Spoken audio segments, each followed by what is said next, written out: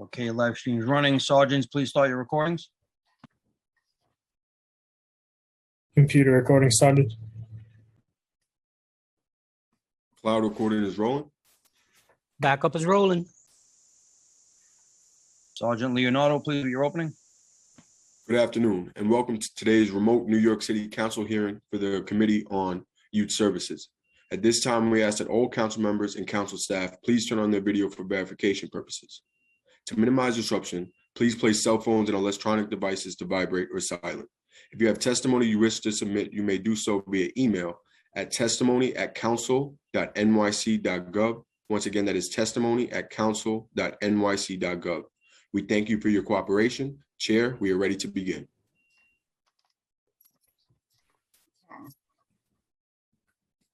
I want to thank you for joining our virtual hearing today on this very important issue, runaway and homeless youth legislation, the reporting and implementation follow-up.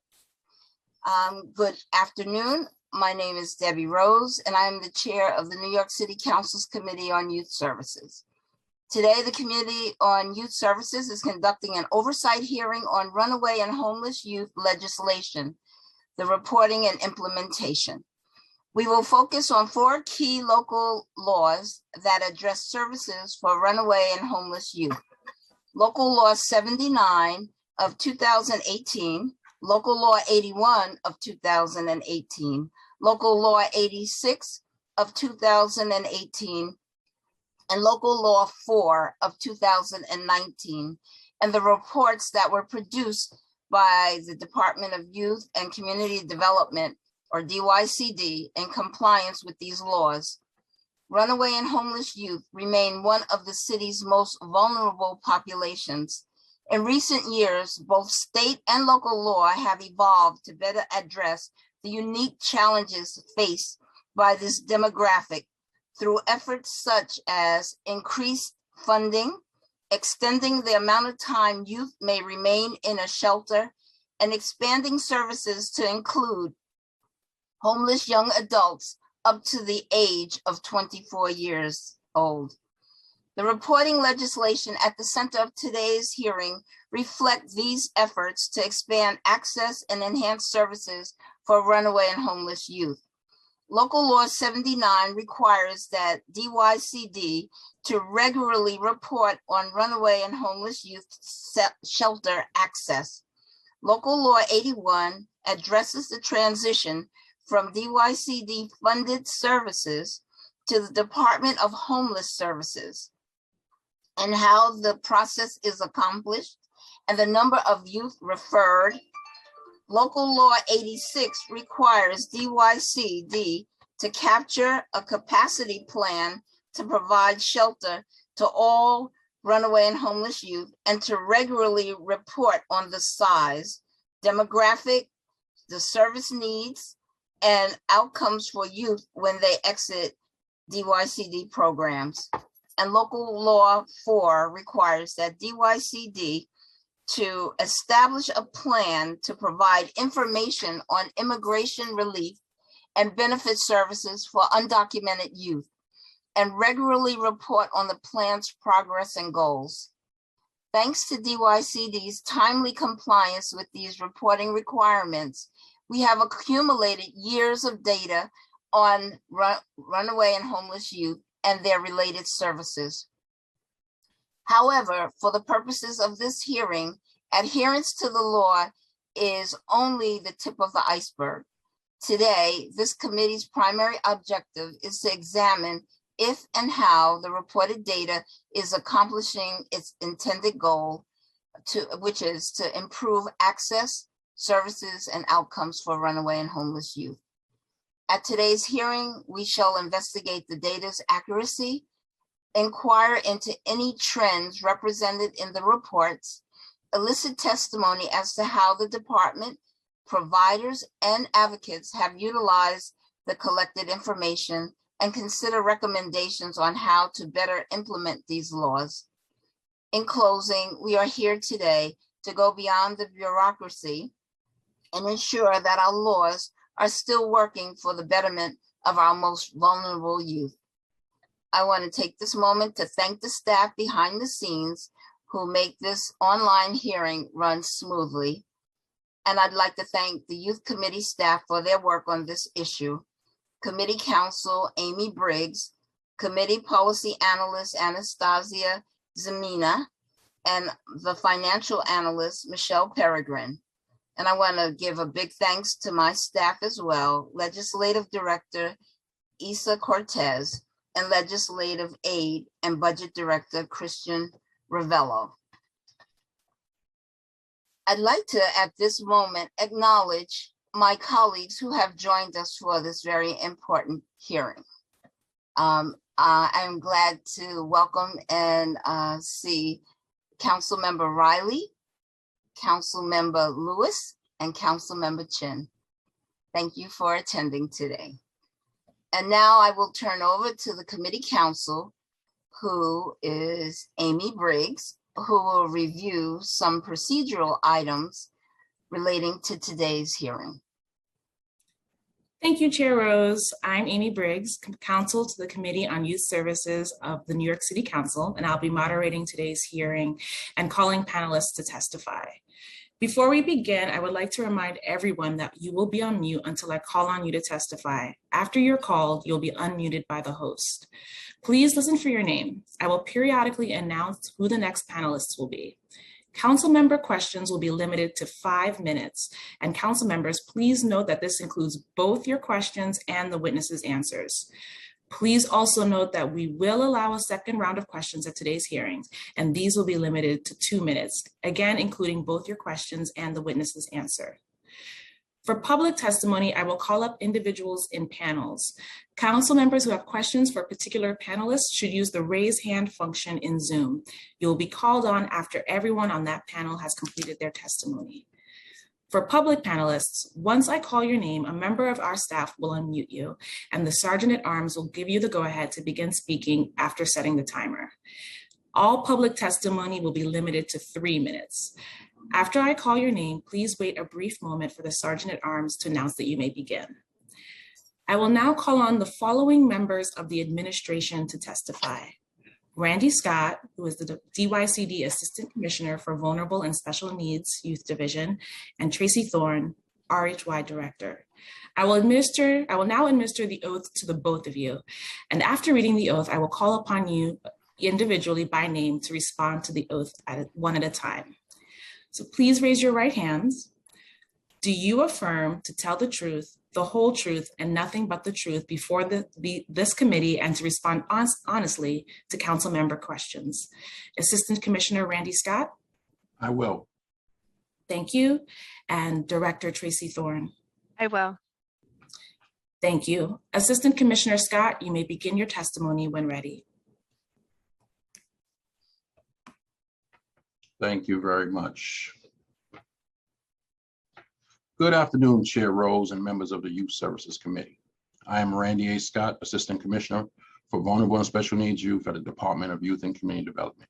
My pronouns are he, him. I am joined by Tracy Thorne, she, her, Director of Runaway and Homeless Youth Programs. On behalf of Commissioner Chong, thank you for this opportunity to update the Council on our compliance with various pieces of legislation impacting runaway and homeless youth services. 2018 was a watershed moment for this committee and the Council in passing important bills concerning DYCD's portfolio of RHY services. They enshrine into law the work of the de Blasio administration and the Council to strengthen the runaway and homeless youth system. Nonprofit RHY providers and advocates in the city have been unwavering in their commitment and are the unsung sheroes and heroes of this important work, which will improve the lives of young people for years to come. To name a few of our major accomplishments, we have more than tripled the number of residential beds, increased the age for residential services to 24, and opened new drop-in centers. There are currently 8 DYCD funded centers with at least one 24/7 center operating in all of the 5 boroughs. Young people can now access high quality mental health services in drop-in centers and in residences. Finally, initiated by the New York City Unity Project, we expanded resources to address the unique and often unmet needs of LGBTQ plus youth. Our system is unparalleled and demonstrates the city as a national leader in fighting homelessness, youth homelessness, and ensuring better outcomes for young people. It could not have come at a more critical time as the city contended with COVID-19. In recognition of that, HUD recently awarded New York City a $15 million grant as part of the Youth Homelessness Demonstration Program, YHDP. This funding from the Department of Housing and Urban Development, HUD, will support a wide range of new housing and service interventions to prevent and end youth homelessness. We look forward to engaging with stakeholders across all sectors, particularly the young people whose lived experience will add a critical voice to the work. Highlights of recent RHY legislation include Local Law 79, tracking youth unable to access services.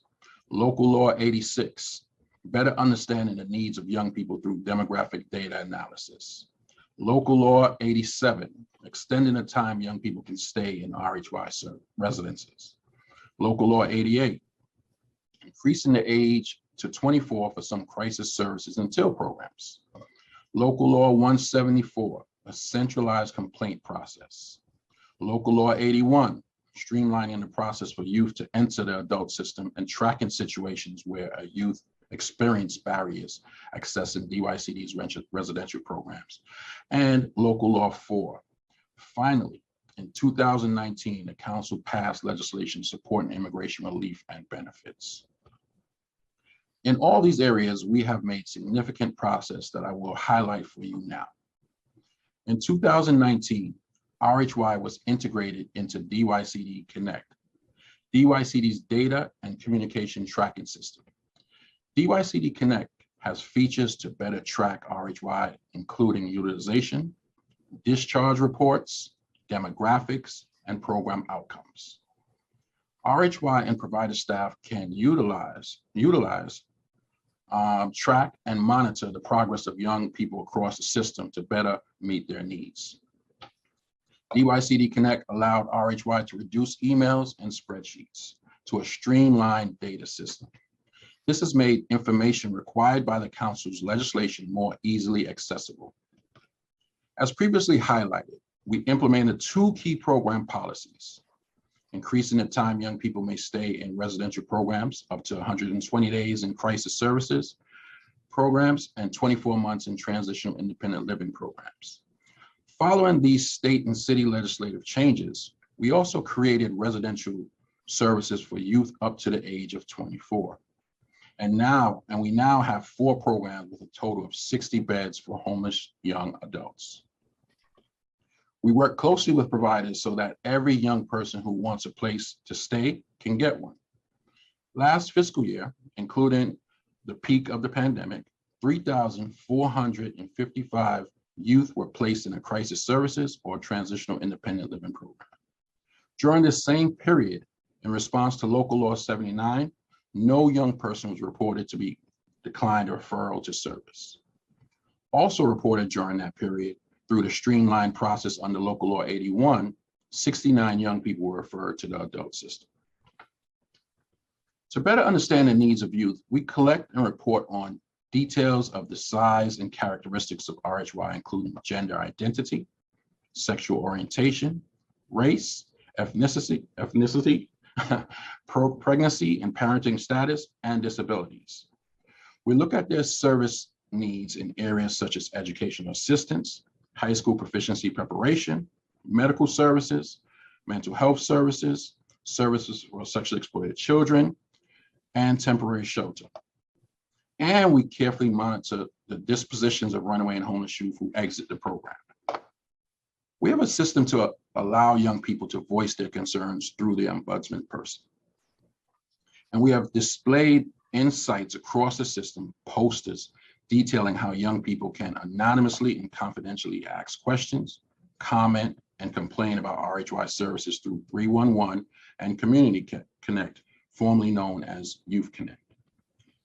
Finally, working with the Mayor's Office of Immigrant Affairs, we created information guides and facilitated meetings in collaboration with Moya to inform youth in need of immigration-related services, including legal help and other services, how to access available city services and resources. RHY providers give participants information about services and resources related to immigration, including immigration-related legal services. This approach ensures that youth who may need the information will have it, whether or not they have asked for it. With October being Mental Health Awareness Month, we wanted to share with you this exciting news. Starting November 1st, 2021, our drop-in centers will be mental health wellness hubs. They will administer behavioral assessments and provide therapy across all RHY programs with the goal of closing service gaps for vulnerable youth. These are just a few examples of how we fulfill the letter and spirit of the laws passed by the council. With November marking National Runaway Prevention Month and National Homeless Youth Awareness Month, we look forward to continuing to work with you, advocates, providers, and youth in the time ahead to continue to improve services for youth. We are pleased to answer any questions you may have. Thank you very much. Thank you for your testimony. I will now turn to Chair Rose for any questions. Thank you so much, Assistant Commissioner Scott, Welcome. and Director Thorne. It's good to see you. Good to see you.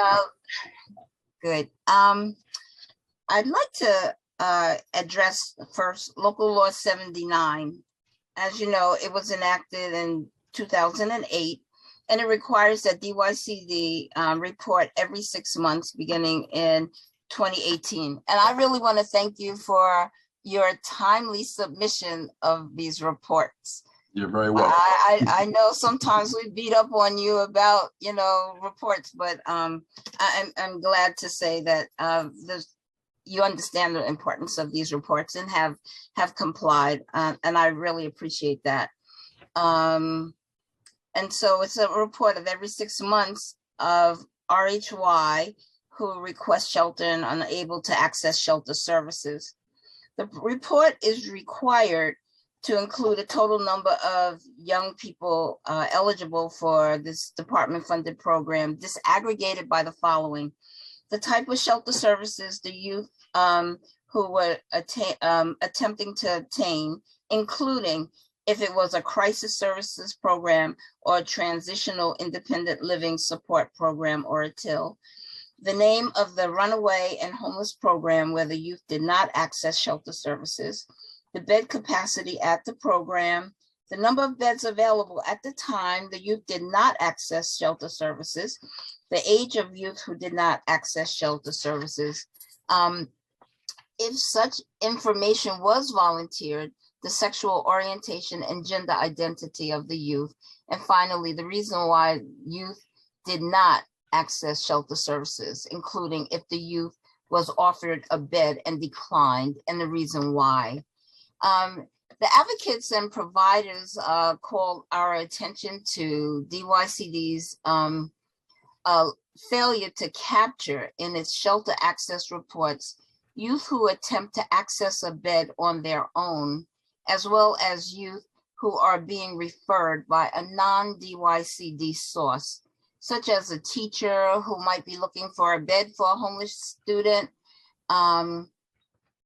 which could lead to the undercounting of youth who have sought a shelter bed. Could you tell me why,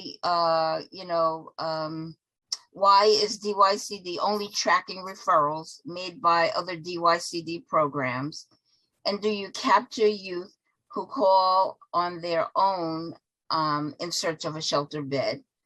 And if so, how? If not, why? What about a DYCD referrer, such as DOE? Mm-hmm. The information that's provided to us comes directly from our contracted providers.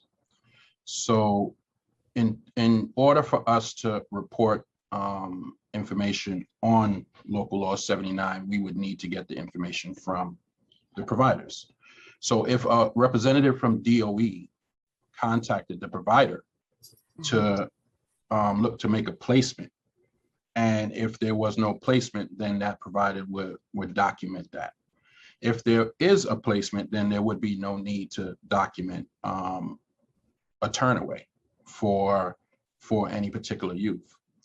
And at this present time, just to put it on record, we are averaging 25, we're utilizing 75% of the beds and 25 are vacant. So there is availability for youth within the contracted system. So presently, no youth should be turned away with that amount of beds being available. So the goal is that if it has been communicated how folks can go about identifying beds.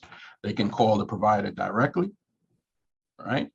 Or they can come through DYCD and then we work with them to make a placement, which we have done in the past when some of our sister agencies have called us, or even a state agency has called us, or a provider or an advocate have called in regards to a placement of a particular youth. And we've made sure that that placement has happened due to the fact that there are vacant beds in the currently. And when they call you or go through DYCD, is that information captured? Where and where? Well, usually we have an email. If it's an email thread, then we have the email as documentation. If it's not a email, or if it's a phone call, then basically what we may do in that particular instance is provide them with the contact information for the provider where they can make the necessary placement. And then once they contact that provider, then the provider would intake that youth into their program. And then through our PTS system, which is the participant tracking system, we can see that referral and that intake happened. And then that information is captured in the report? Yes, that would, well, not in this report, because this report is only for turnaways. In that particular situation, if there's a vacancy and then a referral is made and the youth is intaked into the program, they would not have been turned away. So they would not show up on this report. So there have been no turnaways that have come through DYCD. For the last few reports, I think I want to say the last 2 reports, there have been 0 due to vacancies. And we've had vacancies throughout the contracted system. So in reality, there should be no turnaway when you have vacant beds. So if we only require that, you know, the necessary referrers are giving information for the shelter access reports, would accuracy be increased by collecting relevant information from all of the links in the referral process? Wouldn't it be a little more accurate in terms of numbers? Well, in regards to, and this is where this report is very important for the providers, because all of the information that is given to us comes from them. So if a entity that is not contracted through us is in need of a bed and contacts the provider, then we would hope that they would report that information. We don't know who's calling the providers for particular placements. So we require them to make sure that they submit that information. And one of the things that we do with respect to this report is when we get our reports from the providers on whether or not someone was turned away or if they report 0, we confirm that. You know, we confirm that via emails with the providers. So for example, if you, Councilwoman Rose, sent me a report that said you had 0 turnaways for that given period, I would write back an email to you saying, so Councilwoman Rose, what you're saying is that you have 0 turnaways for this month. And then you would write back to me, yes, that is confirmed. Or if something was incorrect, then you would resubmit your report with the corrected information. So we have that monitoring and that checks and balances to make sure that what we report to you during the period for local law 79 is accurate. Okay. I guess what I'm also trying to find out, is there any way to capture the data of young people who might have tried to access the system through other means? Is there any way to capture that? Well, I guess the difficulty in the question is, if they're trying to access our system, then that means that we would know about it because the provider would report it, right? Right. So they would report it into our system. Now, if our system is only for our contracted providers, and the report only reflects our contracted providers, it doesn't extend outwards because of the nature of them having access to our systems, which they don't. So that's why we have to rely heavily on our providers to report everything, even those that may come from Other providers, other sources outside of our system.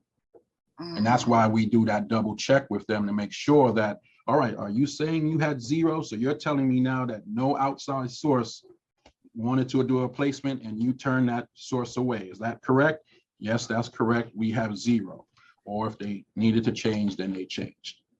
And I know you said it, but just for me, once again, those young people who find their way through DYCD to make that call and ask for that referral, how are they captured if they're not, if they're turned away? Mhm. How do we capture them? Yeah, if a youth goes directly to one of our contracted programs, so say, for example, they go directly to a crisis services program, and that crisis services turns them away because they have no bed, then they need to account for them in this local law 79 report. However, there are steps that need to be taken prior to turning a youth away at our contracted providers. And those steps are, when a youth comes in, if directly or if a referral comes in, they need to, 1, check our system to make sure that there are no available beds and that they're not just saying that. So they need to confirm that. 2, they need to pick up the phone and call the various residential programs that they're looking to make that referral based on gender and things of that nature, to confirm that what they're seeing in the system is accurate, right? Because sometimes you may see 2 beds vacant in the system, but that provider may have identified young person to fill those beds already. So you want to make sure that that vacancy is an accurate vacancy.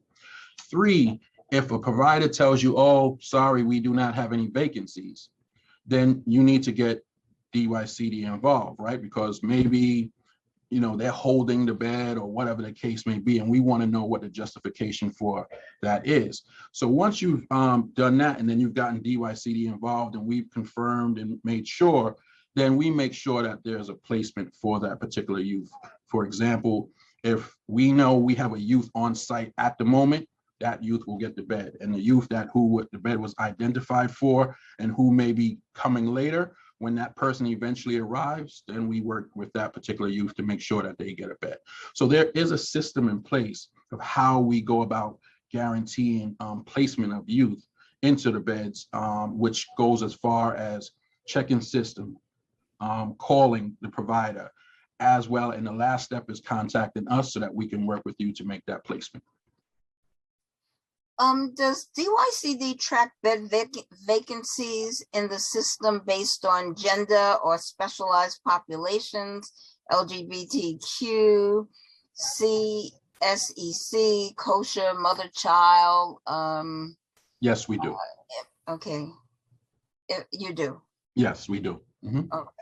Yeah. And that process takes place at what initial? Well, within our system, each of our providers can also see what bed is available and for what gender. So if it's a male identified program, they won't be able to see that. If it's a female identified program, they'll be able to see that. If it's a program that specializes with LGBTQ plus young people, they will see that. They will also see our mother child and so on. So that is available and seeable to not only us, but to our providers. What's DYCD's definition of a vacant bed? For instance, if a bed is vacant on a Monday night, but a youth is scheduled to move into it on Tuesday morning, is that bed classified or counted as vacant? How would it be classified? Yes, in a the bed is system? vacant until a youth is intaked into that bed, right?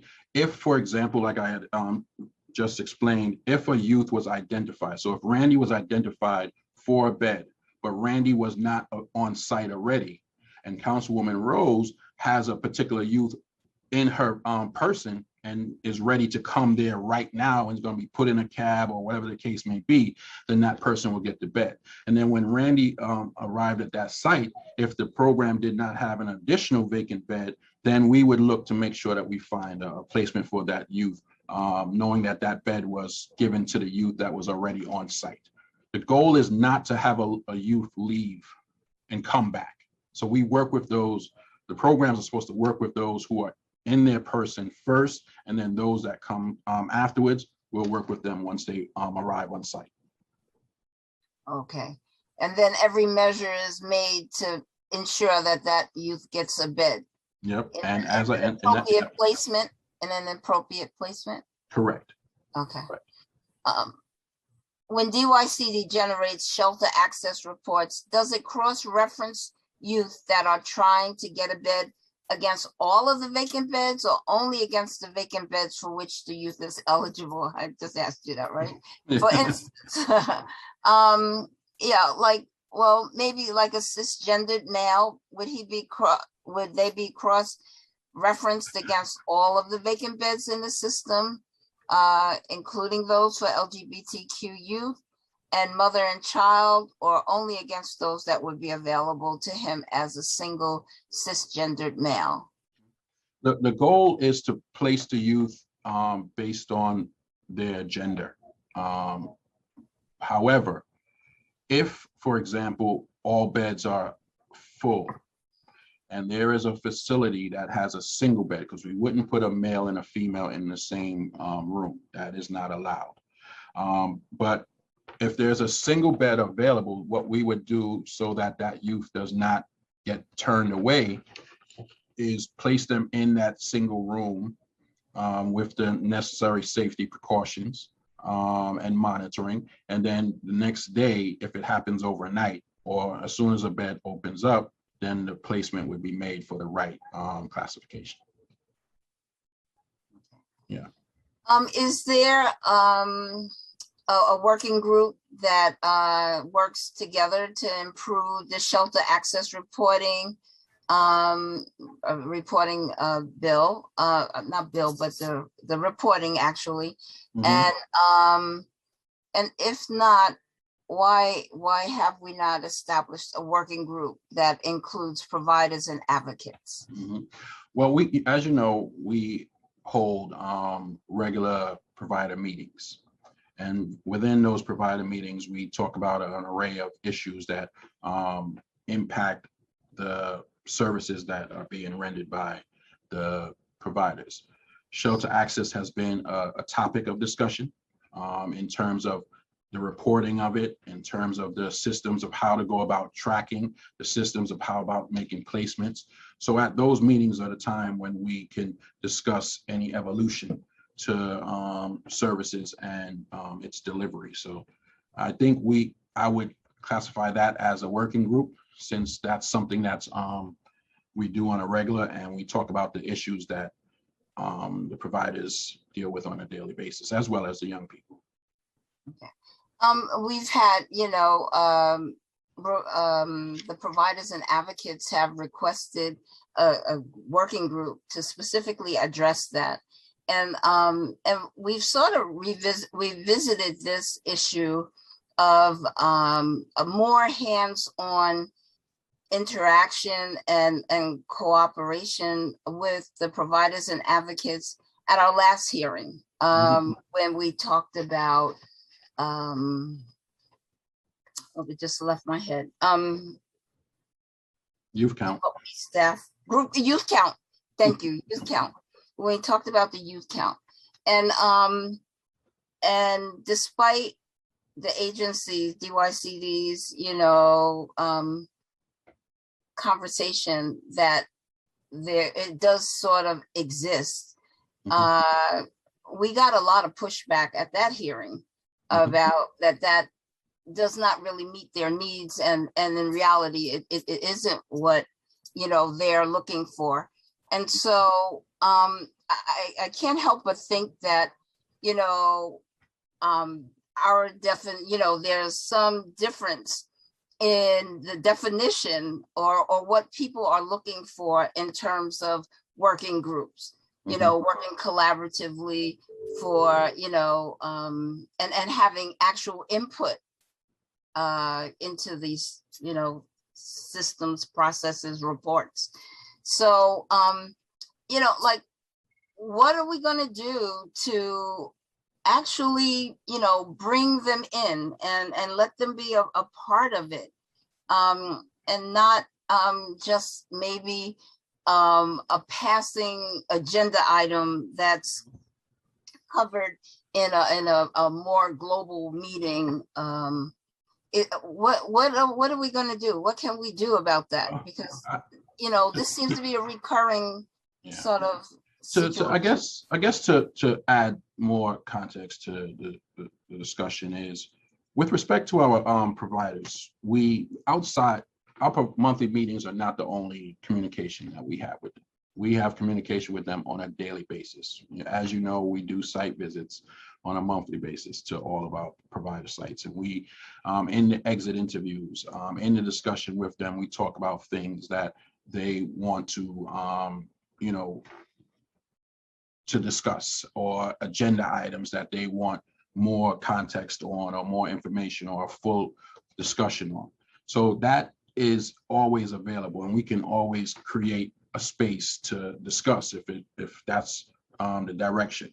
But as you know, there's a lot of things happening in RHY right now, and the focus has been on the vouchers, right? So we have a working group for the vouchers, because that's what the providers have informed us is their top item.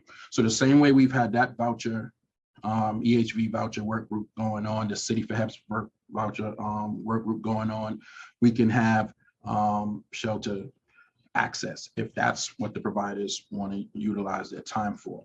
With respect to the advocates, we've always had communication with the advocates. We've worked with legal aid, we've worked with Jamie and her coalition on different things. So DYCD is not running from any discussion on any particular issue. If that's the issue that is identified by our contracted providers as the most important thing for them to meet with us on, then we will definitely do that. However, we've been told right now, the most important thing are these vouchers, right? The housing vouchers. So that's where we are with respect to the bringing in of everyone, all the stakeholders for particular things. So, we are ready. If that's what they want to talk about is shelter access and improving it from what it looks like now, that's great. But we haven't heard that from our contracted providers as their top item. And these are things that we discuss with them on a regular basis as to what we need to talk about in our provider meetings. And the agendas are usually driven by that. But we're open to any communication that needs to happen on any of these local laws. Because they all come from the providers. So basically, they need to, so they drive the communication.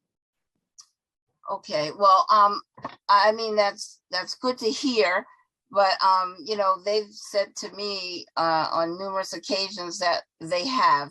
So I understand that you have, sort of ongoing conversations about these issues, but we know that things don't really sort of happen until that formal meeting where it is the agenda item, and we have some goals set, and a timeline, and a more structured conversation besides like I'm having this issue regarding blah blah blah, a phone call that transpires. So One thing I can add is that for every local law that we are responsible for reporting to council, we have had meetings with our contracted providers on each of them to, one, explain their role, explain the process, explain our reporting and the timelines. And it wasn't just one meeting, it was a few meetings where until we knew that everyone was clear on what needed to happen. And we're at a place right now where our system is working very well in terms of how we report. And that's why we're able to get the reports to you in a timely way, because of the fact that our providers are doing a great job in reporting what they're seeing on the ground with respect to the youth. So, you know, again, we are open to any communication with providers and advocates, as we have always been doing, in terms of making sure the services and systems operate effectively. Oh, I'm really glad to hear that, and I'm sure that they're going to follow up. But just like the purpose of these reports are for us to collect the data and to assess it and to review it, you know, it's an ongoing process to see what needs to be done or if there's any changes that need to be made. That's the purpose of these reports, right? Correct. So should maybe the process with the conversations about the providers and the advocates about, you know, like, okay, you know, at this point, this was good, this was working, blah, blah, blah. But now we find that, you know, we're into this report, you know, for 2 years or whatever, and we find that we need to maybe after assessing it, we need to do X, Y, and Z. So I'm saying that there might be a need, there's a need to come back and engage them again. Okay. We are very open to that, but we're also happy to keep reporting that there's zero turnaways. That's a great. Okay, no, that's fine, and I'm pleased to hear that. And we wouldn't have known that if we didn't have the report. So Correct. I thank you. In relation to local law 81, it's a biannual reporting bill. You know, that in addition to its reporting requirements, this law also requires coordination between DYCD and the Department of Homeless Services to streamline the transition to DHS shelters of runaway and homeless youth who have reached the age and or time limitations. And so I know this is a hot item that we're looking at. I want to know, why are the youth in our DYCD drop-in centers not allowed to be referred for placement in the DHS system using the streamlined process that would allow them to bypass the DHS intake and assessment facilities? Please give me a really detailed answer, because this seems well, to be basically the decision is on DHS. They decide who this process was for, and it was identified for the residential programs. We have had discussions with DHS on including drop-in centers, and that discussion is ongoing. So we're hoping to get to some closure with respect to that, where our drop-in centers can be part of this local law. This local law. You do see the need for a streamlined process, right? And you are planning to streamline the process to incorporate the drop-in centers, right?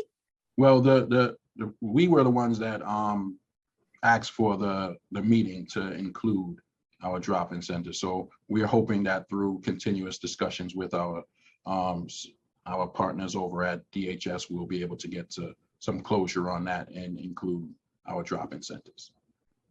Commissioner Scott, you've been with me long enough to know that my next question is, once we say we're going to do it, is like when? Is like, is there a timeline?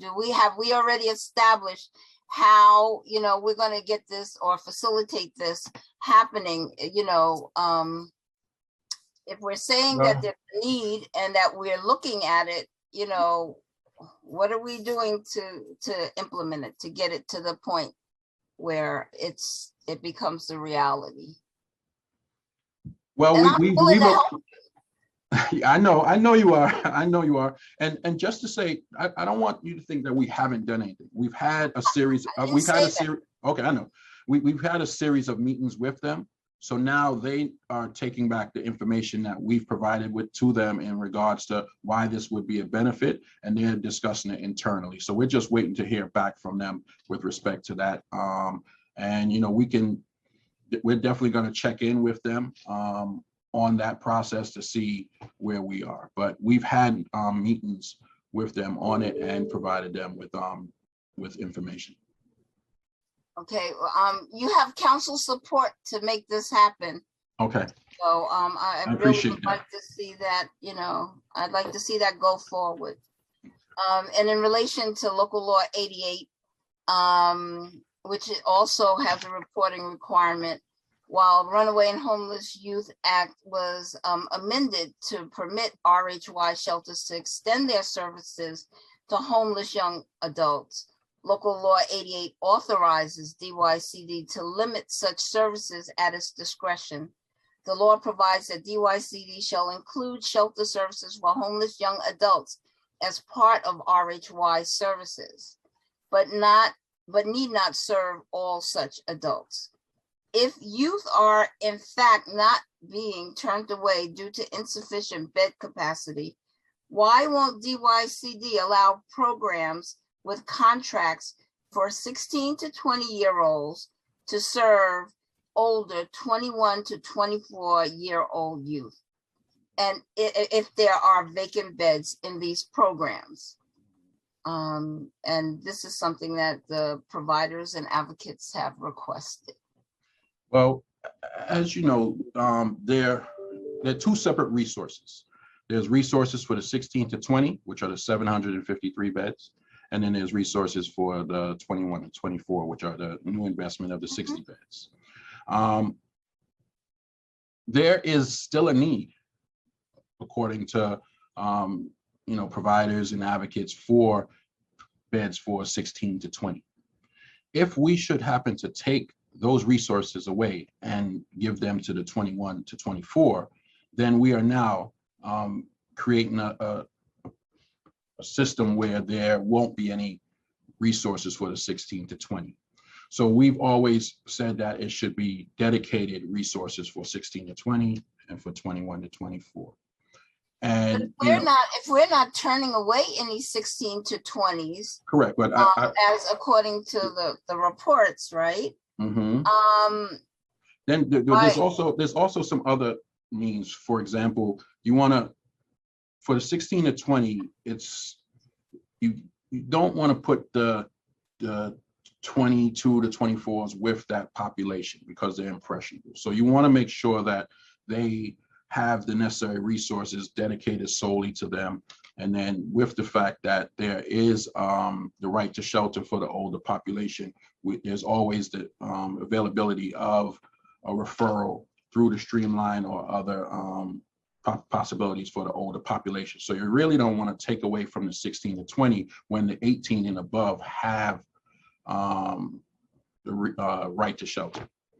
So, So that would sort of indicate to me then that there's a need for more 21 to 24-year-old beds.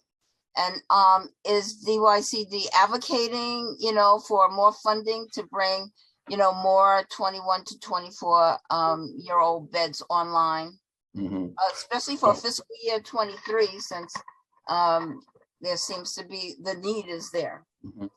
Well, we're still doing our analysis because, as I stated earlier, there is a right to shelter for 18 and above. So they have,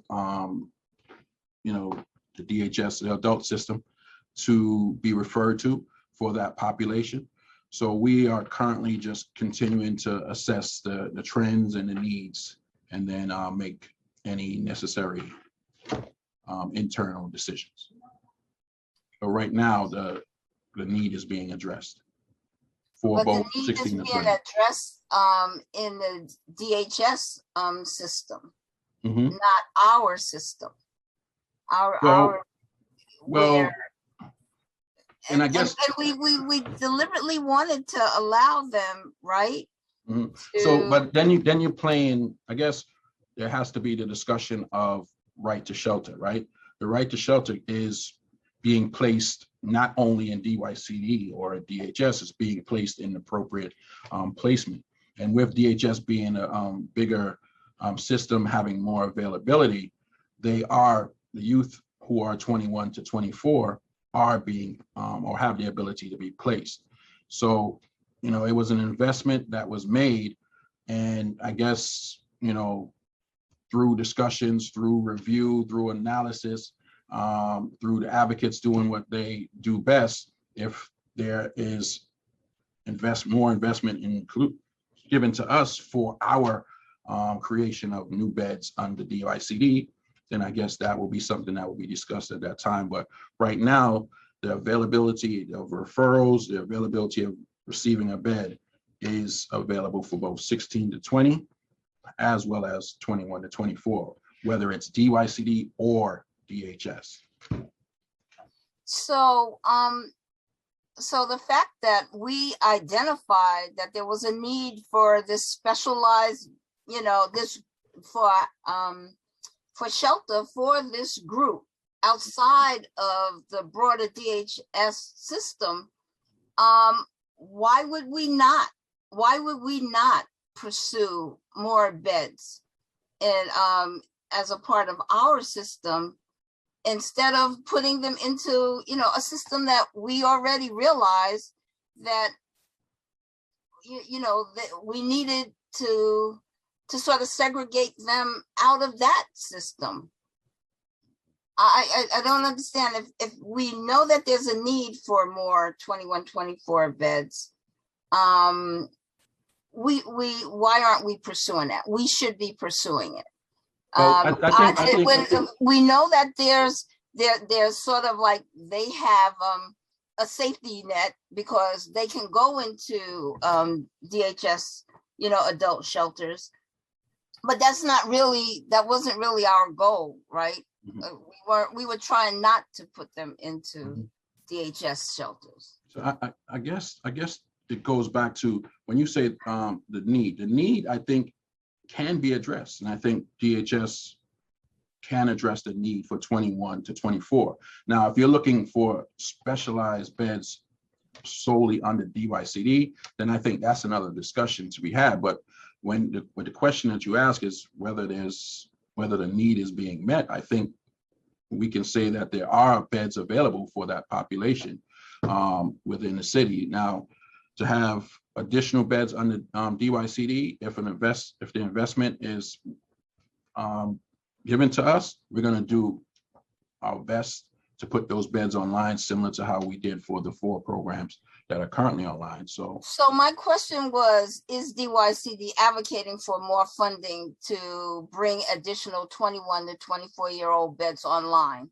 So it sounds to me that no, it is not, because I wouldn't say that. You're I wouldn't say saying that they have, because of the right to shelter, that there's a bed for them in DHS. Mhm.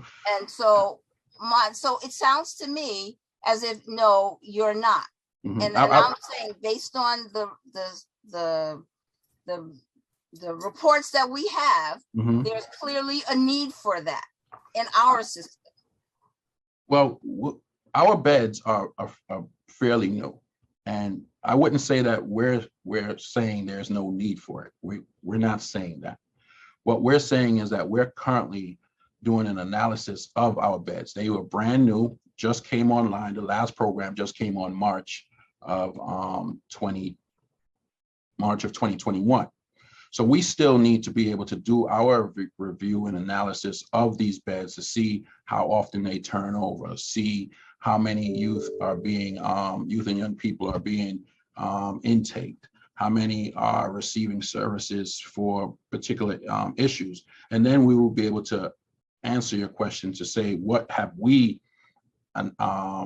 identified or done analysis on that shows whether there's a need or not. So I would ask for a little bit time for us to be able to do that, knowing that our beds are new in terms of being online.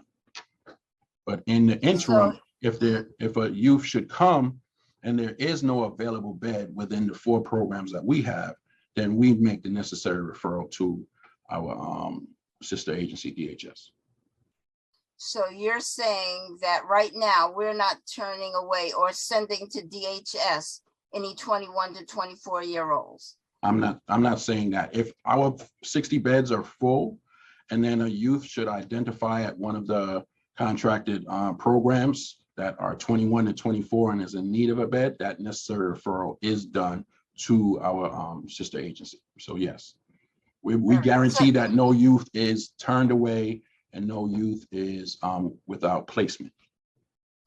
So I had hoped that during my tenure as the chair of the youth committee, there seems to be like this recurring theme where there's a hesitancy to ask the administration for appropriate funding to meet the needs that, you know, DYCD has. There just seems to be like a reluctance. And I hope that, you know, going forward that this doesn't carry over.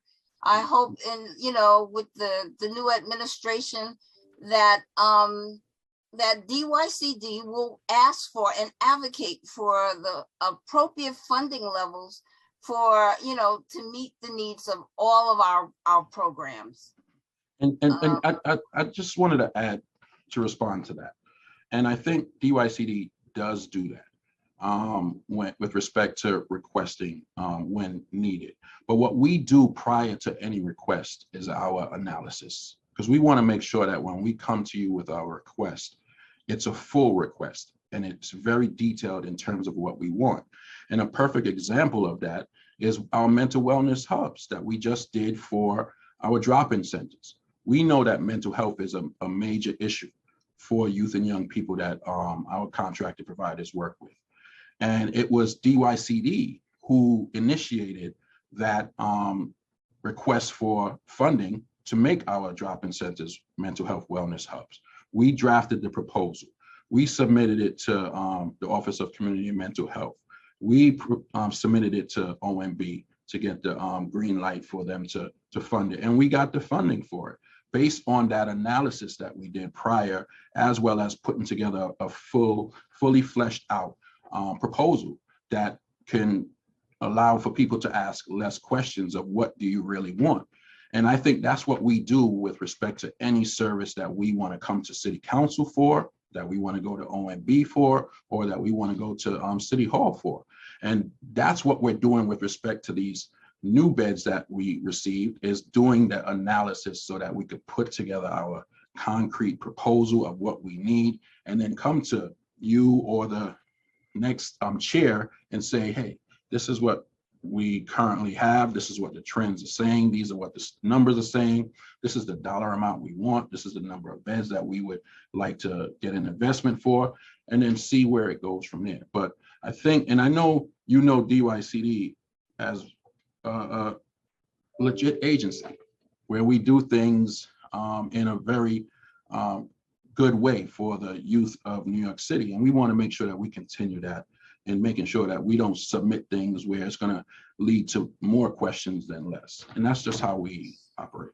Right. So I'm glad to hear that you're going to do more analysis. So my response to that is that, yes, I hope that we can establish a timeline for that so that we're ready to be a part of the FY23 budget cycle.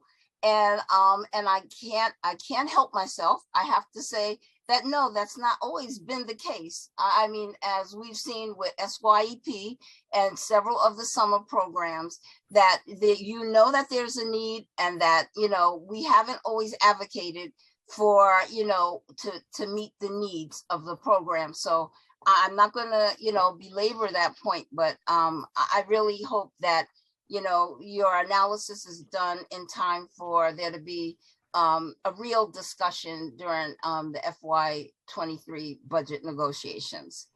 And then how does DYC determine and decide what outcomes to report on? And who determines when any of these reporting metrics are no longer viable to continue or include in your reports? Well, And that's my last question for you, so my colleagues can ask some questions. No problem. Sorry. No problem. But in regards to metrics and outcomes, it's usually driven by laws. It's usually driven by any new bills that come. It's also driven by communication with our providers, trends that we're seeing from our analysis with respect to certain things. So a combination of all of those things drive where we are with respect to what we ask our providers to report on.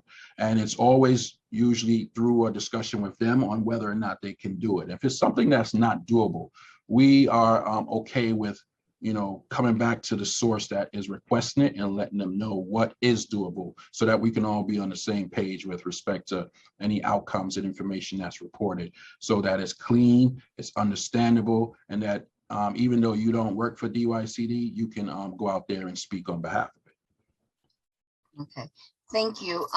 You're welcome. I wanna thank you for answering my questions, and I'm now gonna turn it over to the moderator so that my colleagues can ask questions. Okay, Thank you, Chair. Thank you. I would like to begin by acknowledging Council members Eugene and Felice, who had joined us during this hearing earlier. And I will now call on Council members in the order in which they have used the raised hand function. Council members, please remember to keep your questions to 5 minutes, including the time for the witness responses. And the Sergeant at Arms will keep a timer and let you know when your time is up. We will now hear questions from Council Member Lewis and Council Member Chin. Council Member Lewis. Time begins.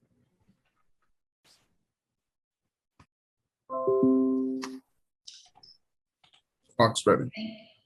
Thank you, Chair Rose, for holding today's hearing, and thank you, Assistant Commissioner Scott, for joining us today and for sharing information about your agency's process to streamline accessibility to beds at drop-in centers. You kind of answered my question, but I have a follow-up to it. The global pandemic has definitely been daunting on all of us, especially our homeless youth and runaways.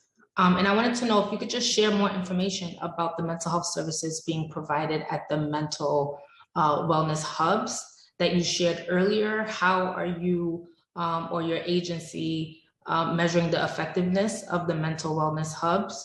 And I also wanted to know, because I only have 5 minutes, I also wanted to know, how is your agency preparing for unaccompanied minors who are refugees from Afghanistan and Haiti and other countries? Is there any support that's being provided at drop-in centers for some of these young people? Thank you. Thank you for your question.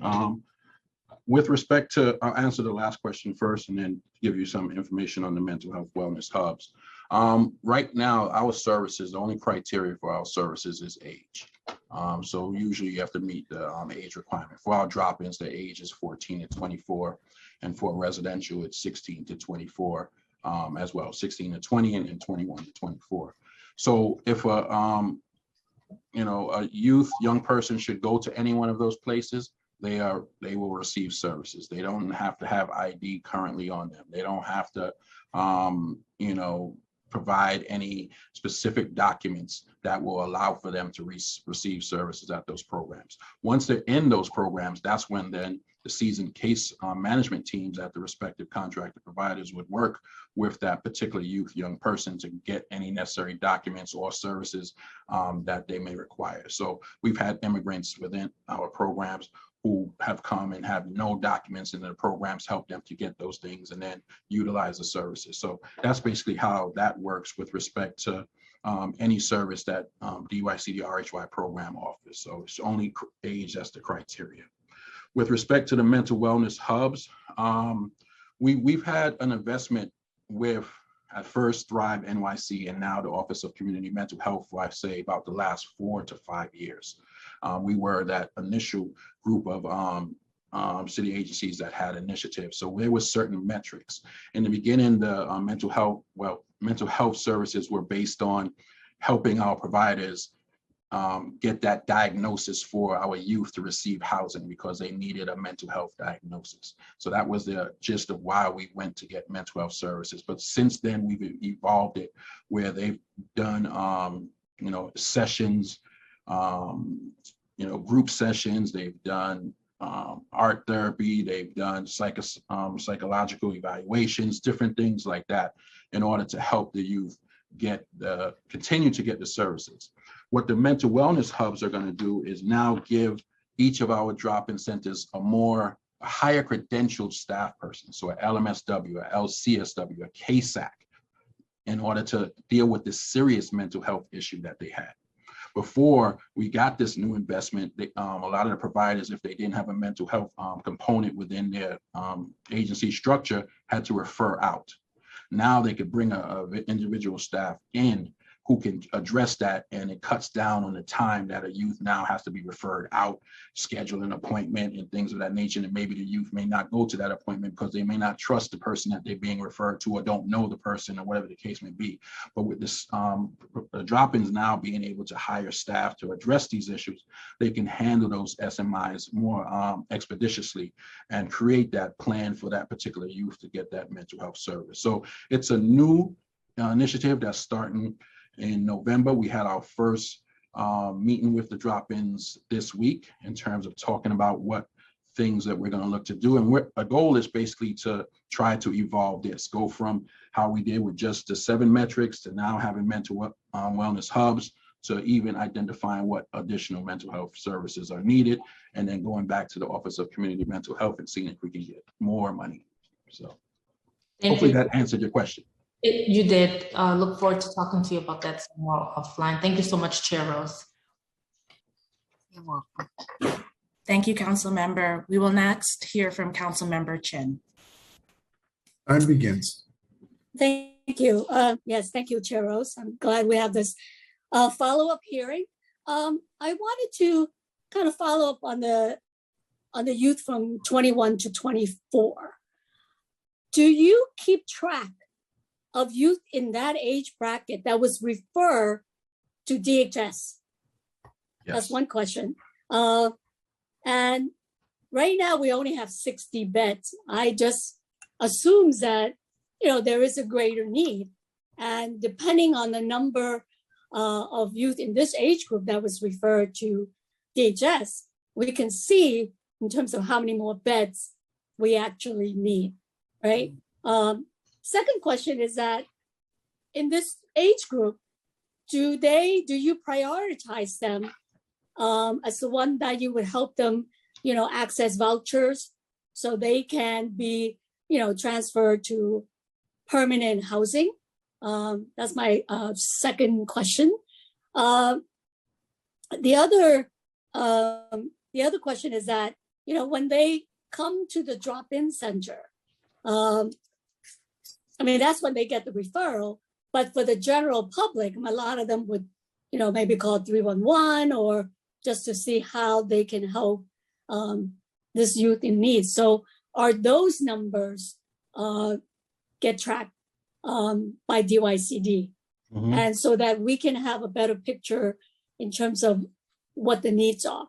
But I really want to focus on the 16 to 24, because my assumption is, I think, if they were offered, a bed in a smaller facility that just catered to that age group, I think a lot of youth would welcome that rather than go into the DHS system where they are going to be most likely in some of these larger shelter, with adults, and not the most appropriate place. And that's why we set aside, beds for this age group.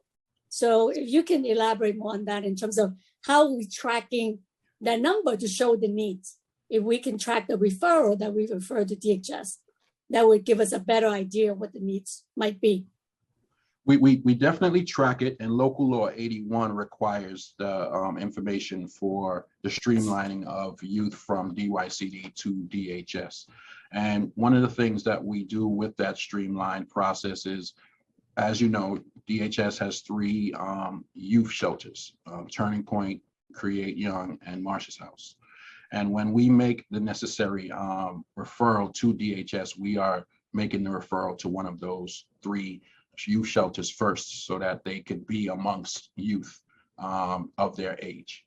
And Do you so- know how many beds are? Offhand, I do not. I would have to get that that number to you, but I want to say it's probably in the 150s, because I know Marsh's House alone is in the 80s, I believe.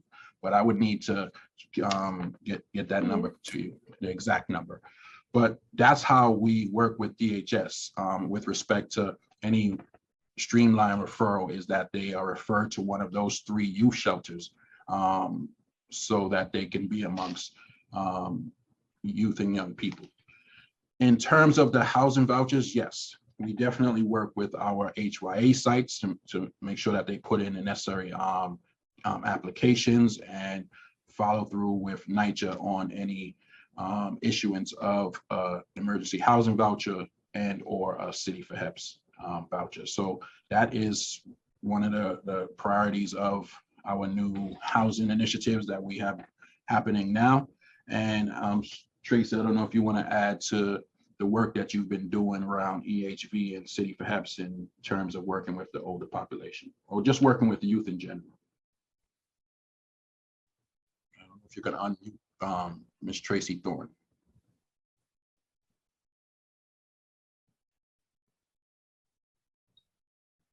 Hi, Randy. Yes. Thanks for the question. We're currently we have a City for HEPS pilot that we're focusing on young people who are aging out of both the 21 and 24-year-old programs and the 16 to 20 programs. That's a priority for us. And also we have this really great opportunity to offer emergency housing vouchers to the population as well. So right now, these resources, we're working really hard to ramp up the programs to get these resources. Do you have any numbers of kids in that age group that you have been able to place? We have, because we have so many emergency housing vouchers, we're focusing on them first. And we have young people with vouchers currently searching for apartments. And we also have 12 young people with City for HEPS shopping letters who are searching for apartments. I don't have the ages. I don't have the ages in front of me though. I can get back to you with I guess, the number of kids who were placed. Are you considering, like for the kids, I mean, for the youth, are they in terms of like roommates? Because if they have two vouchers, if they can combine it, they might be able to rent a 2-bedroom apartment or a 3-bedroom apartment, because that's what, other kids are doing, roommate. So if that could be a situation, I mean, I think that's something that we should definitely continue to pursue. Yeah, excellent point. Yes, we are. Thank you. Yeah, if you can give us some of the follow-up statistic, that would be helpful. Yeah, I just want to add that both started in July. So we are just now starting to see the fruits of our labors for the past 3 months. Yeah, if you can kind of share the success stories with us. Absolutely. That would be great. I can't wait. Thank you. Yes. Thank you. Thank you, Chair. You're welcome. This time, we have concluded the first round of questions, and I will now call on Chair Rose, followed by any other council members who would like to ask a second round of questions. Please keep your questions to 2 minutes during this period, including the witness response. And the Sergeant at Arms will keep a timer to let you know when your time is up. Chair Rose. Thank you again very much, Amy, for moderating. We spoke about local law 79 and the reporting, how important it was that the programs contributed to the report. And so in 2018, 7 programs reported, were listed. And in this last report, there were actually no reporting programs that were referenced, although youth placement numbers were still provided? Well, the reason why there's no programs reported in the most recent report is because there have been 0 youth who have been turned away. The report in 28 identifies the youth that were turned away and which programs they were that reported that. So that's why you see that information in the 2018 report and nothing in the 2021 and the 2020 reports. It's because no youth were turned away. So if there was a youth that was turned away, then that information would have been included in the report. Do you classify a mother and child bed as a 1 or 2? It's classified as 2 beds. It's 2 beds. Well, basically the baby is in a bassinet, but it's still identified as 2. Okay.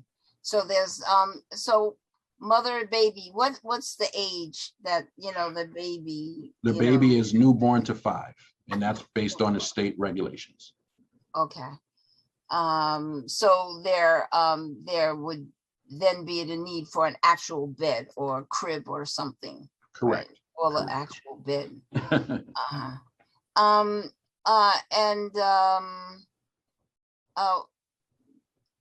Did or why did DYCD block New York City providers from serving 21 to 24-year-olds during the pandemic, which was permitted under the regulatory waivers issued by the Office of Children and Family Services? We actually did not do any such thing. Basically, during the pandemic, we operated as normal with respect to how services are being rendered. One, our 21 to 24 HYA programs were still in the development stage during the pandemic. So all of them were not up and operational as they are now. So, and what we also did was we allowed for 21-year-olds to be, extended in programs. They were not discharged once they turned 21. So we gave programs who were operating HYA sites the ability to do so. So I think we addressed any need that was identified during the pandemic. And if we could not, like I said, we made the programs made the necessary referrals.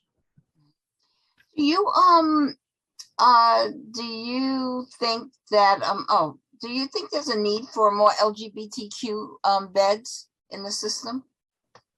Actually, we just awarded the Ali Forney Center a new program, which is in the process of we're working with them on their site to get it up and operational. So I think we're addressing all the needs. What we do is we look at the trends through our analysis, and there's been a time when we needed more female beds, and when we did an RFP, we looked to make sure that happened. And now the trend is not for LGBTQ or female. The trend is showing that need for more male beds. So we have a lot of male beds currently vacant. So we're addressing the need when a referral is needed. So the trend, it's like a roller coaster. It goes up and down when we look at what the need is and through conversation with providers. And right now the trend is showing more towards males than females or LGBTQ+. But again, all of our programs are serve LGBTQ+. So if an LGBTQ+ young person needed a placement, they can get one. So through your access, your reporting and your evaluation, you said that you're going to evaluate some of the outcomes of the reports. Do you have any recommendations that you would make to improve the reporting and the implementation of the laws that we've talked about today? Well, based on your assessment of my assessment, right? No. Yeah, I appreciate that question, because that's one of the things that we definitely look at in terms of our data within RHY. And we've worked with our IT department to definitely make the work easier. And as I mentioned in my testimony, we've done a lot of work so far to this date that has helped not only us, but our providers in terms of streamlining the information. So we definitely want to look at ways that we can enhance things. How can we work with our city sister agencies when information needs to be passed through and we have an MOU with them? How can we more streamline that so it can be more beneficial for our young person? How can we now include, knowing that we have this housing initiatives, how can we use our systems to make that more easier in working with NYCHA or HPD or DHS or whoever? So yes, we definitely look at ways we can improve it. We also ask our providers, how can we make their life more easier? You may recall, but many years ago, we were working from paper, manual reports, right? And that took time where a person had to look at the report and then put together the numbers. So to be where we are today, where all we have to do is press a button and a report pops out, and we're continuing to develop that, I think we're in a good space, and we're always going to continue to evolve as the city and the world evolves with respect to data. And so you'll be having conversations with us about... We have weekly meetings with our IT, and we'll, share any updates with respect to where we are in the process. And, we'll be sharing it again with our providers because they'll be the ones who will be helping us drive this, this evolution. Okay. Are there any other questions from any of the council members? Chair, we don't have any other council member hands raised. Okay, all right, okay. Commissioner and Director Thorne, I want to thank you. I want to impress upon you the need for those working groups to actually be inclusive, comprehensive, with some clear goals in mind, achievable, or some of them won't be achievable based on just how government works, but some clear goals with timelines and definitely with input, real input. Yep. Structured meetings with real input from the providers and advocates. And that when we do assess the data that we have, that we utilize it to bring forth budget recommendations so that we can actually fulfill the needs of whatever the programs are going forward. We know the need is growing. Unfortunately, it's not decreased. The pandemic has exposed a greater need than I think anybody even anticipated. So I expect to see that reflected in not only the reports, but reflected in the budget requests. And so I want to thank you again for testifying today. And I just wanted the vouchers are so important. I know that we're working on it. Steve, Councilmember Levin, and myself, we're really, pushing to get the legislation to ensure that every, aging out youth has access to a voucher. So I would really like to see the numbers, how this is working out. So could you include me in whatever correspondence you have regarding that, so that we can, see.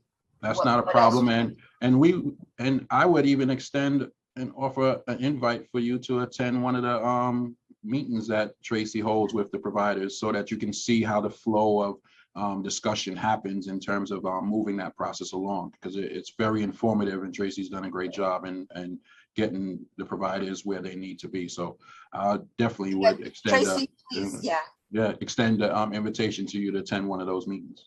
Okay, thank you. I would appreciate that.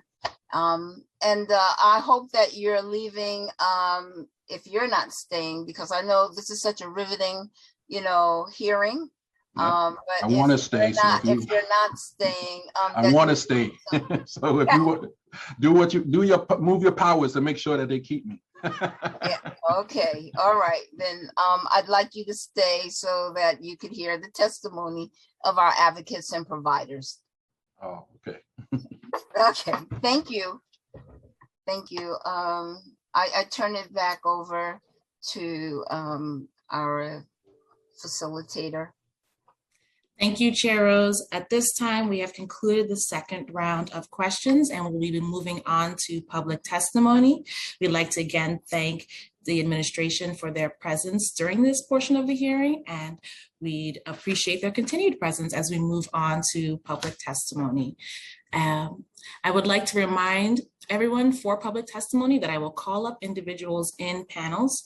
Council members who have questions for a particular panelist should use the raised hand function in Zoom. You'll be called on after everyone on that panel has completed their testimony.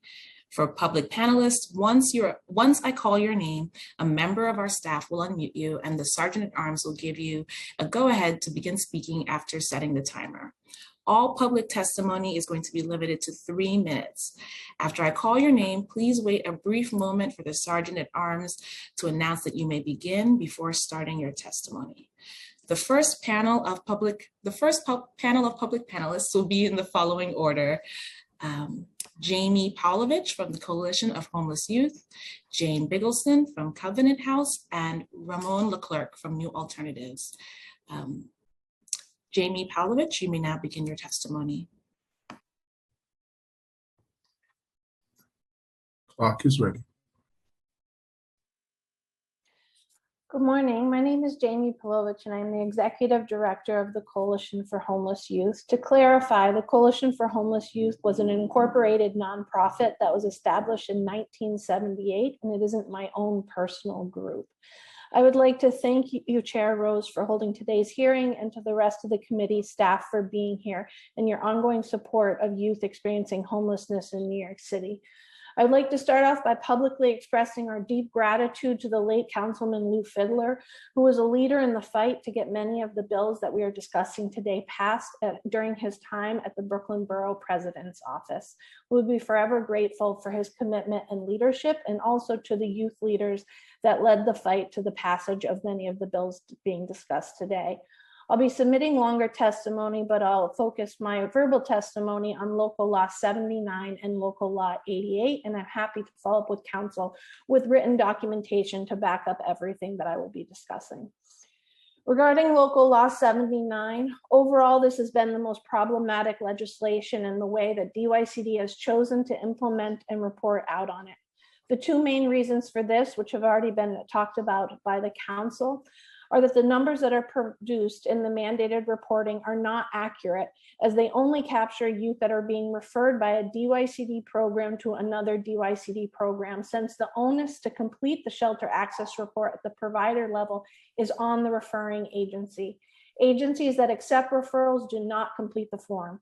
Therefore, youth that call programs themselves, or youth that non-DYCD programs call on behalf of, are not captured. The second main issue is linked to the way that DYCD captures vacancies in their PTS system. They do not break down vacancies by gender, mother, child versus single, or account for beds that already have a youth scheduled to move in, but they have not arrived to do intake yet. Our recommendations regarding this law are: 1, DYCD needs to establish a working group to improve the accuracy of the shelter access report. And number 2, DYCD needs to expand the shelter access report to capture all youth that are trying to get a youth shelter bed, not just those that are being referred by another DYCD runaway and homeless youth program. Regarding Local Law 88, despite passing this bill, DYCD has decided to only allow to serve 21 to 24-year-olds through additional and separate funding in its implementation, which is why there were only 60 young adult beds in the continuum. This is also why it is nearly impossible to find a vacant older youth bed when a youth is in need. Even though DYCD knows that they continue to take, even though DYCD knows this, They continue to take drastic steps to prevent older youth from finding safety and stability within their system without valid justification. This Time has expired. included. Finish, you can finish your statement. This has Finish. included threatening to take away beds from providers that have vacancies in their 16 to 21-year-old programs instead of allowing them to house the 21 to 24-year-olds who spend countless nights sleeping on the cots and chairs in the drop-in center.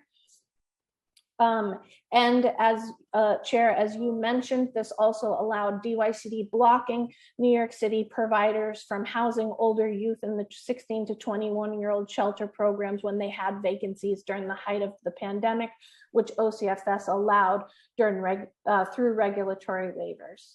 Thank you. Thank you. I tried to talk fast. You did a good job. Thank you for your testimony. I will now call on Jane Bigelson to testify. Clock's Hello, ready. everybody. Hello, everyone. Good afternoon. I'm Jane Bigelson, she, her. I'm the VP of Advocacy at Covenant House, New York. First, I'd like to thank Chair Rose, the entire committee, as well as committee staff, who's always especially helpful to me. For more about Covenant House, I refer you to my written testimony. I'm going to focus less on the reporting bills, but the bills that have had, or the laws that have had the most effect on practice for us in very much a positive way. First, Local Law 87, which extended the time period that young people can stay with us. While it's true that for a majority of RHY, they cycle in and out of programs, so our average length of stay is far below the new law. But for some young people, they needed more than the 30 to 60 days of previous law, because getting ID alone often takes 60 days. So in the past year, 188 youth have stayed with us over 60 days. So if it was not for that law change, those youth would have had to leave, and that would have placed unnecessary obstacles in their way out of poverty. The only drawback to that law that we're seeing is the small but not insignificant number of youth who have extreme mental health or medical needs. We're lucky to have a great health clinic on site as well as a strong mental health team.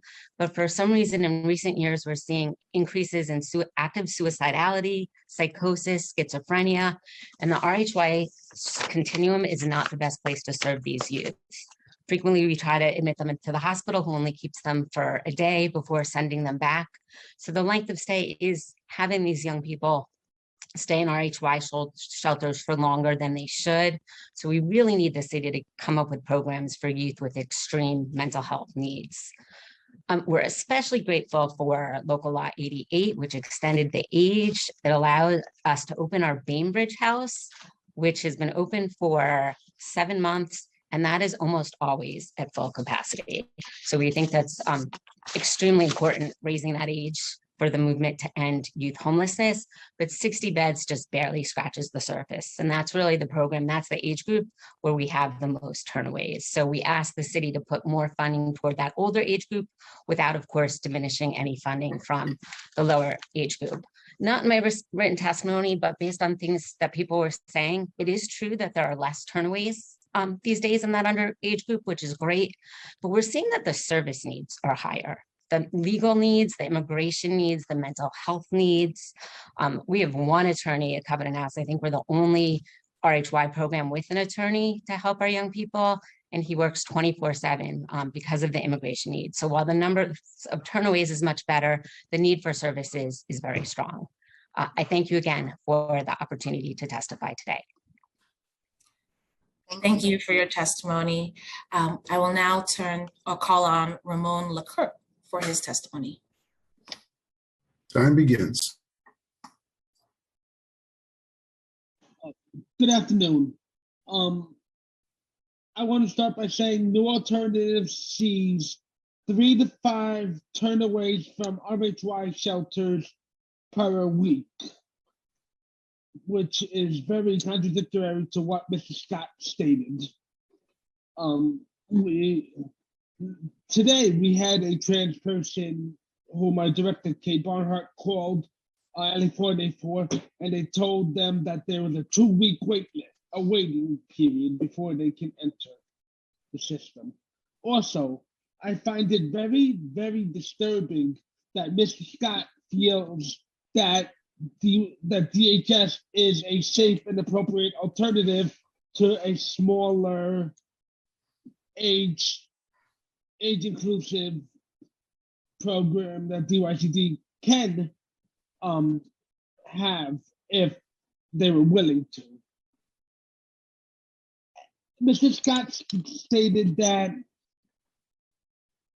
they are afraid to house the 16 to 20 with 21 to 24 because of impressionability. Also, the same should go for that 21 to 24-year-olds with the impressionability of being in the adult system. Young people are still impressionable, so I don't understand why DYCD has this hypocritical lens on. They want to protect their 16 to 20-year-olds, but they don't care about the impressionability of the 21 to 24-year-olds when it comes to the adult system. I relinquish the rest of my time. Thank you. Thank you. Thank you for your testimony. Chair Rose, if you have any questions for this group of panelists? My question was, how they might see, we might improve the sheltering access reporting or improve the reporting and implementation of the laws that we focused on today. But many of them already addressed it. If there's anything additional that you would like to say in regard to how we might improve any of these reporting bills, or if there's a particular group that you think we need to provide additional beds, like 21 to 24, LGBTQ, mother child, if any of the panelists would like to say anything additional on those two issues. Yeah, I think there's a severe need to provide more beds for 21 to 24 and LGBTQ specific. Thank you. And then, I'm sorry, there's one more thing I need to address. I'm sorry. In addition, it's not fair to also place foster youth aging out from 21 to 24 into the adult system. But unfortunately, that's what happened to me, and I wasn't really prepared. But I mean, I think I turned out okay for it though, because I had to use coping mechanisms. But yeah, this is also something that we need to be really aware of, and we really need DYCD's support on, because more people are aging out of foster care and ending up either street homeless or in the shelter system. Thank you. It's an excellent remark. We are working on that, as we speak. So it's important that foster young people who are getting out of the foster care system, have appropriate housing and resources. So thank you all. Moderator, the next panel. Oh, I believe we have an additional comment by I'm James sorry. regarding the question. I see. And Councilmember Chin also wants to ask a question. I'm sorry. Jamie? Okay, I wasn't sure if I should go. I think definitely need more 21 to 24-year-old beds. And again, I can't emphasize enough the need for a working group around the shelter access report. It's been something that providers have been requesting for years now. And I think in addition to a specific question that Councilwoman Chin asked regarding the tracking of the DYCD to DHS referral numbers, you can see on the reports themselves, it does not differentiate between age. And so I think building out an intentional column that captures the amount of 18 to 20-year-olds that are referred through that process, and then 21 to 24-year-olds, again, to try to get a more comprehensive picture of how many additional older youth beds we need. And then I think lastly, similar to what Jane testified to from Covenant House, the runaway and homeless youth system is desperate for mental health specific supports. Today was the first time I've ever heard of mental health hubs in the drop-in centers. and they sound very exciting, and I can't wait to learn more. But I think in addition to robust services at the drop-in centers, we also need to explore mental health specific shelters for youth, the same way that they have them in DHS. Thank you. Thank you for your response. Councilmember Chin?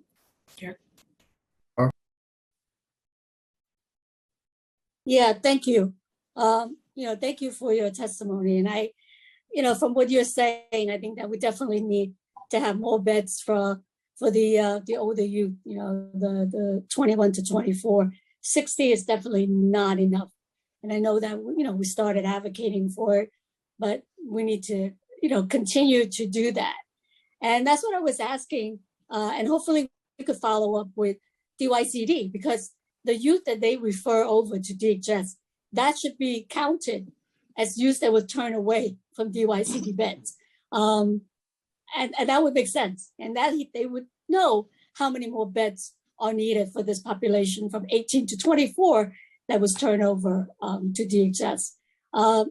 The other question that I wanted to ask is that the provider, have you any experience in terms of using the vouchers and do roommate situation where, where individuals can share in an apartment, 2-bedroom or 3-bedroom apartment?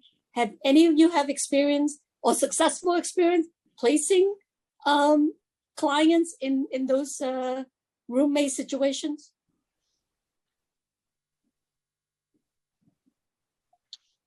I find in my work that finding people to accept the vouchers is still very, very difficult.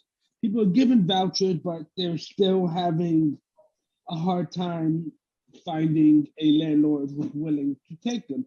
It don't matter if it's one person, 2 people, 3 people. It seems like these landlords still don't want to accept them, or I don't know if there's still a distrust with the city from the Advantage program. That's why they're reluctant to take these programs. So for what the issue is, but there's still a severe issue. And I know that there's work being done to curtail the denials, but it's still very overwhelming. Thank you. I believe Jane Bigelson would also like to respond to this question. Yes, we do place youth in apartments with vouchers, but I can't express enough how important these city vouchers are.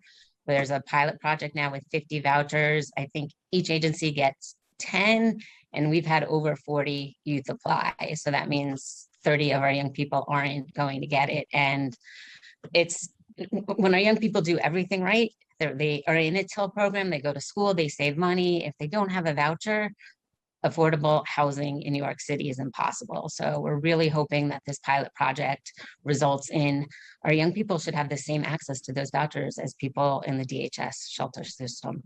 I mean, it really doesn't make sense that because they're at a DYCD funded system as opposed to DHS, that they have limited access to these vouchers. Yeah, I guess with the vouchers is that's what I'm really looking at, this whole roommate situation, because I see the general population, a lot of even our council staff, they share apartments. And if it's a 2-bedroom, 3-bedroom apartment, we should be able to place these youth in these apartments. And if the landlords are not open to that, then we should think of legislatively, how do we get, some of these development that has tax abatement and government subsidy to open up. Because, there are larger market rate apartments. So if we could team up the youth, that could be, permanent housing for them. So I think we should all, together with the advocates, let's work together and see how we can make that happen. Thank you. Thank you. Before we move on to our next panel, I see that Jamie Pavlovich would also like to respond to this question. Thank you. Just in response to what you were asking, Councilwoman Chin, my understanding is, there's 2 different kind of vouchers right now for runaway and homeless youth. There's the emergency housing vouchers that are connected to COVID relief from the federal government that are tenant-based Section 8 vouchers. And then there's the 50 City FEPS voucher pilot for DYCD. My understanding for most vouchers is that you can't co-locate them so that you can't use 2 vouchers towards 1 apartment. That's not unique to the youth vouchers, that's across the board. The only scenario where you can use more than 1 voucher in an individual apartment is in situations where landlords choose to lease rooms in an apartment and not the entire apartment as one location.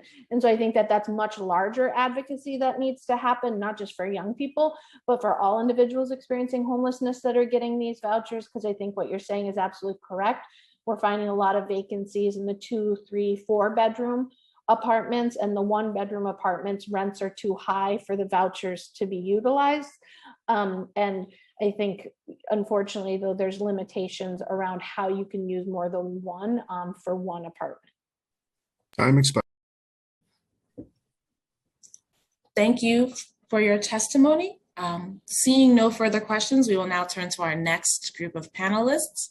I will now be calling, the next panelists will be in the following order: Maddox Gorilla from the Coalition for Homeless Youth, and Lyndon Hernandez from New York City Youth Action Board. Maddox Gorilla, you may now begin your testimony. Clock is ready. Hi, everyone. Thank you. My name is Maddox Gorilla, and I am the coordinator of the New York City Youth Action Board, which is the body of young people with lived experience of homelessness that informs the work of the New York City Continuum of Care. I'm here today since the YAB was one of the leaders in the fight to get many of these bills passed. I'm going to limit my testimony to the implementation of Local Law 88, with increased the upper age limit for eligibility of youth to access runaway homeless youth programs from 21 to 25-year-olds.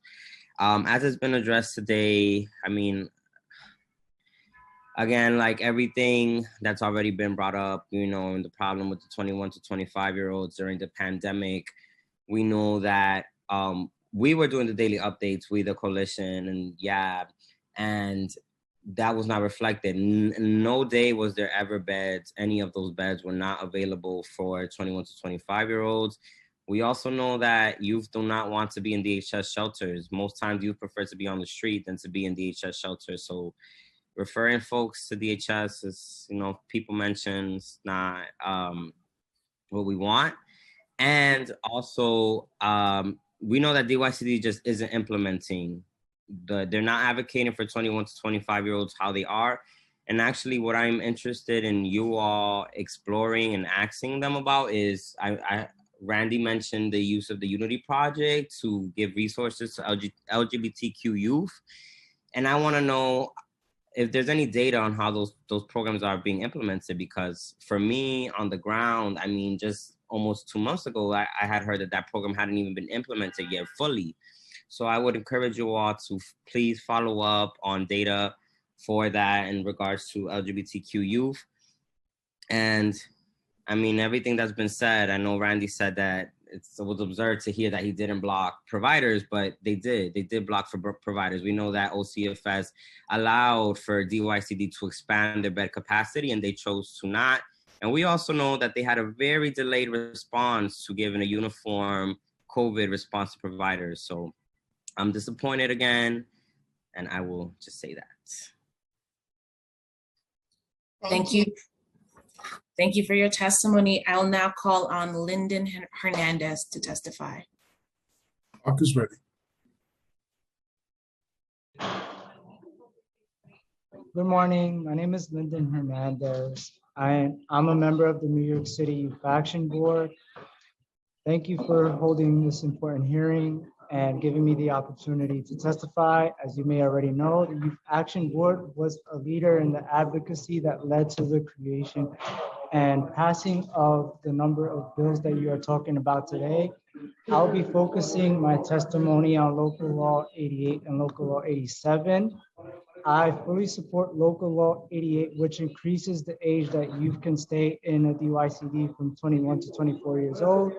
By extending the age, you give the youth more time to develop a more sustainable career path, and it gives them more time to work through the trauma attached to their lived experience of homelessness and to develop skills and strategies to develop independence while looking to obtain sustainable permanent housing. While being provided access to RHY programs, I recommend that DYCD fund more beds for youth 21 to 24 so that everyone that needs one can have access to that service. I fully support Local Law 87, which extends the periods of time a youth can remain in runaway and homeless youth shelters. I support the law due to youth being at harm if referred to DHS facilities and the trauma that underlies new transitions from one unstable housing to another. And also, instead of streamlining individuals to DHS to find solutions to provide more permanent housing options to youth residing in DYCD facilities. I think that by giving youth more time, Local Law 87 has helped a lot of youth experiencing homelessness gather the tools and resources that they need in order to exceed and succeed. I thank you, Chair, and I thank you, Council, for your time. Thank you.